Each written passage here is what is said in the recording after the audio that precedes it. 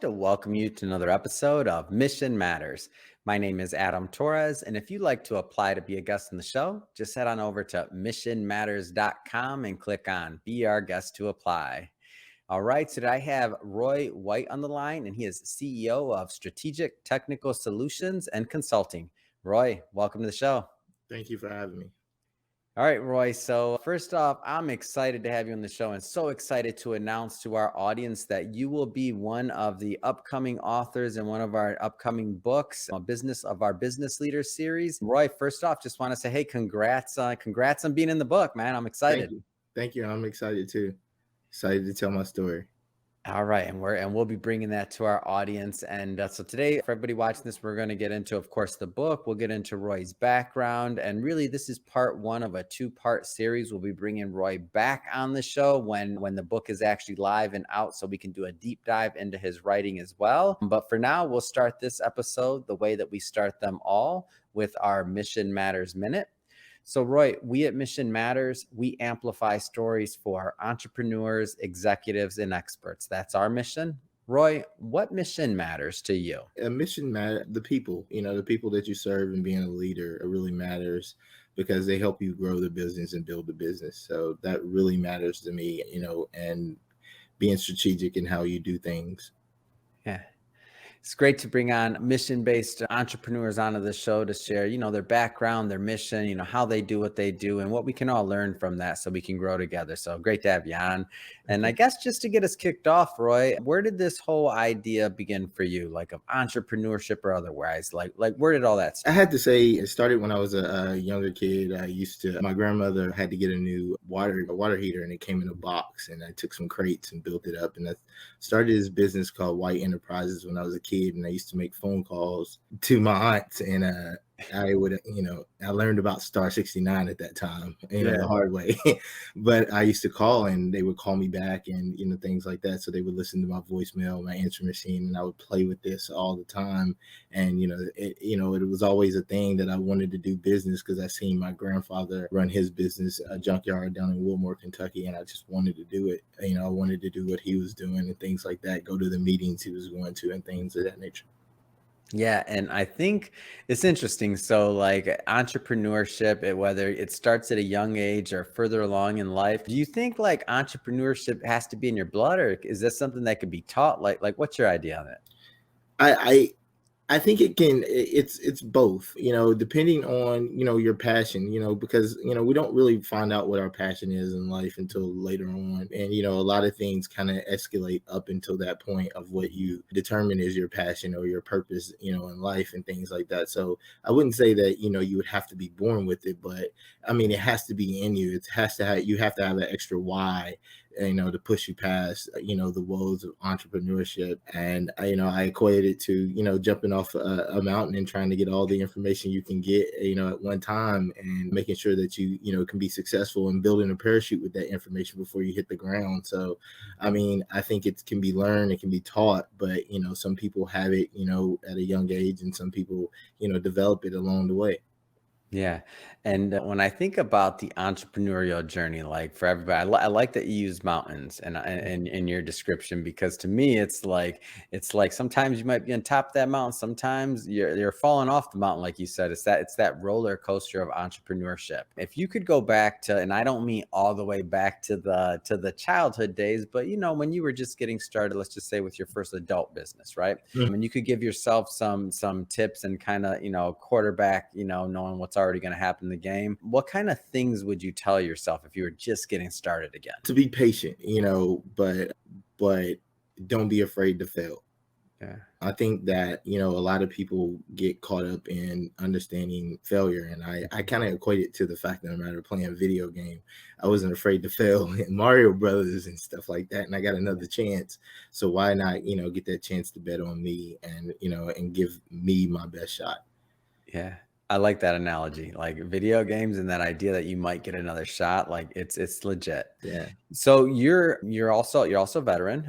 Do you think that plays into or assists your ability as an entrepreneur? I'm always curious to ask that question. I Entrepreneurship, maybe not. I think Mhm. more so it was more of just the impact. I think a lot of us veterans, once we get out, we just want to make sure that we're continuing the impact, because what we're taught in the military is that every inch of our job, everything that we do each day, brings some sort of impact to, whatever armed services we're in. So I feel like that impact kind of, like you find your niche of what you can do best. And I felt like leadership and, having an IT background and understanding strategy and things of that nature was my avenue to take. Yeah. And so, and let's go further along that path. So you're no longer in the service. Like, what's next? I've started business. I started a business, during, I guess, right before I got out. Yeah. And I was playing around with loading antiviruses on my coworkers and things like that. That's how far back, but we're not going to date myself. Some people still have AOL disk at that time, but Oh, come on. yeah, it was one of the things that, I wanted to do. And I was like, hey, I'm, making, waves with this, but I also met a lot of great people along the way, Mhm. and it contributed to me going into, wanting to own my own business and doing government contracting. But I took a contract job getting out of the military, and then I went to work for Booz Allen in Hamilton. I learned a lot of great things there, and moved on to work for a company called Diverse Concepts, which I ended up buying into later on down the road. How important have relationships been along your career? Like, what roles have those played? Astronomical. I had to say, just to answer that, honestly and bluntly, like I wouldn't be here without the Yeah. relationship.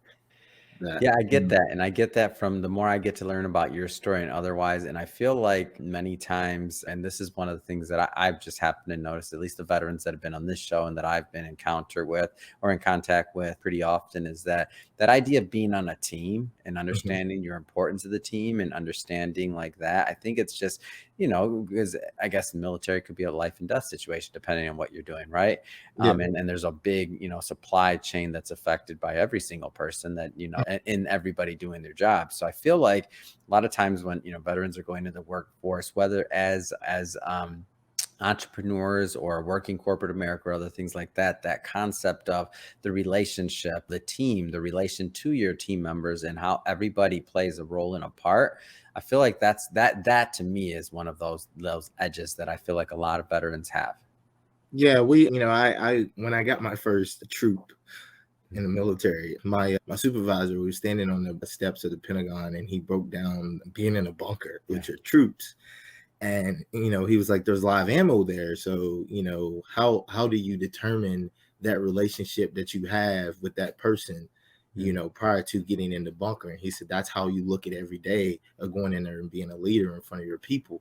Yeah. And I agree. I wanna jump around a bit here for a moment. I do wanna spend some time on the book, and like I mentioned before to everyone watching this, we're gonna keep it a little surface level today, but don't worry, we will be bringing Roy back on the show, so we'll do a deep dive when the book is live. But high level, Roy, like what are some of the things that you plan on talking about in the upcoming? Just high level, just the fact of how mentorship has impacted me and helped me grow professionally, personally. So taking, those aspects of, just those aha moments I have Yeah. along the way, and and allowing those to be a part of who I am, and Mhm. help me with the level of success that I've made it to, so this far. Yeah. And hopefully I can carry on with those relationships and things like Mhm. that I've met, the people I've met along the way, and the things I've learned from them, and carry me, and hopefully it'll impact someone else to understand that those how important those relationships are in their life.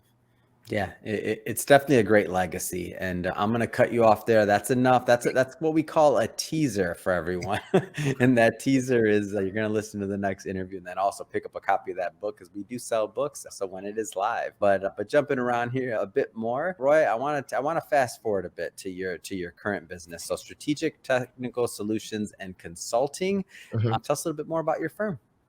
Oh, so I recognize the need and the necessity with small businesses along the way of aligning the technology from a more of a CTO role and looking at the efficiencies and helping them get over that hump of growing, an organizational structure, a strategic growth and things like that. So I brought that into play as far as, doing some program management and things like that and helping them implement some very, basic business, and industry practices that will help them grow or, at least put them in the right, direction to grow. Yeah. But they have to do the work too. So, I'm just there to kind of help coach and bring it along. Let's go a little bit deeper into this. So what Mhm. type of services do you? More program management, strategic growth consulting, business consulting, and some strategic organizational alignment to the fact of the matter of helping them align and build an infrastructure that supports the processes that they have in their office. Yeah.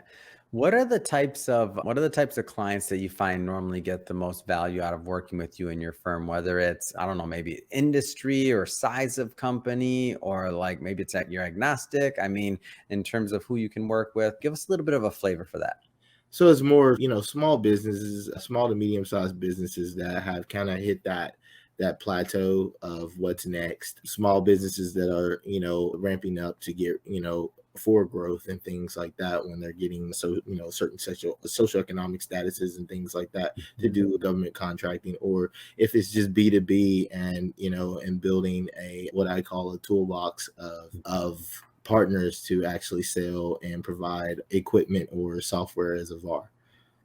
So when it comes to your industry and from your vantage point, are there any trends or just things that are interesting you right now? Like what's on your radar? The starting to look at a lot of the ownership of data and how data is ingested and things like that, as well as the security of that data and how that's become more of a Mm, asset to businesses now than mm. the actual product that they sell. It kind of moved from like, technology, a few years back probably was like fifth on the priority list if you were a non-IT company, but now it's probably like two now that you have data and you have to protect that data and things like that. Yeah. And I understand. So, a lot of companies that'll hire you and hire your team. So Mhm. maybe they may already have, right, an existing IT company, or they may, or internal, I should say, IT department or other things like that. But you're doing a lot of the consulting side of things too. So when they need a specialist or they need other things or they don't have bandwidth, you're not necessarily always replacing an IT department or otherwise. Like you're also just kind of like almost like a bolt on or like an additional layer to that. Am I off on that? I just want to make sure I'm Yeah, representing. it's more of, the program management, the overview, come in someone actually to kind of come in and say, hey, no, we're going the wrong way. Let's go, like that Yeah. detour sign. And and I work communicatively with the stakeholders of the company because, without a clear understanding of their vision, you can't kind of guide that in the right direction. So, the vision is very important to how, we operate and things like that. That's like the first thing we iron out in our first conversation. Yeah. Yeah, it's great. So, in terms of what's next, like what's on the agenda? I know we obviously have this book. We have this book coming out. Obviously, you're bringing on clients. Business is growing. I mean, you're in a booming space overall. I'm like, what's next? Like, what's on your vision for just growing the company and otherwise? Just continuing to be an impact in, in my community professionally, and as well as with becoming a master of my craft. So what I've really been doing is homing in on, reading books and things like that that will help me with strategy and understanding strategy and how, to use that, strategy and data and relationships to actually merge and build my business up and build it better and help out some businesses around, around here, get to the level that they want to be at, Yeah, and whatever that may be, depending on, what they want and how they address it. That's what I want to do. So just continue to be an impact in everything that I do and everybody that I come across. perfect. Roy, if somebody's watching this and they want to learn more and they want to follow up to connect with you and your team, what's the best way for them to do that? Usually on my website at w.stech SC, that's STEC8SC.com. And Fantastic. you can email us at info at stechsc.com as well. And I'm also on LinkedIn. Hmm. Perfect. And we'll put all that information into the show notes so that the audience can just click on the links, head right on over and check out your website and connect with you and your team. Mhm. And speaking of the audience, if this is your first time connecting with Mission Matters or listening to an episode, we're all about bringing on business owners, entrepreneurs, and executives and having them share their story, their mission, why they do what they do, how they're doing it, and really what we can all learn from that so we can all grow together. Bringing on Roy today, again, first of one of two interviews. We're going to be bringing him back once the book is out, and I can't wait to get into his ideas of mentorship, and we'll go further into his ideas on entrepreneurship as well. But for today, hey, Roy, I just want to say thank you again for coming on the show. It's really been a pleasure. Can't wait to the next time we get to do this. Me neither. Thank you, man. I appreciate it. Thank you all for having me.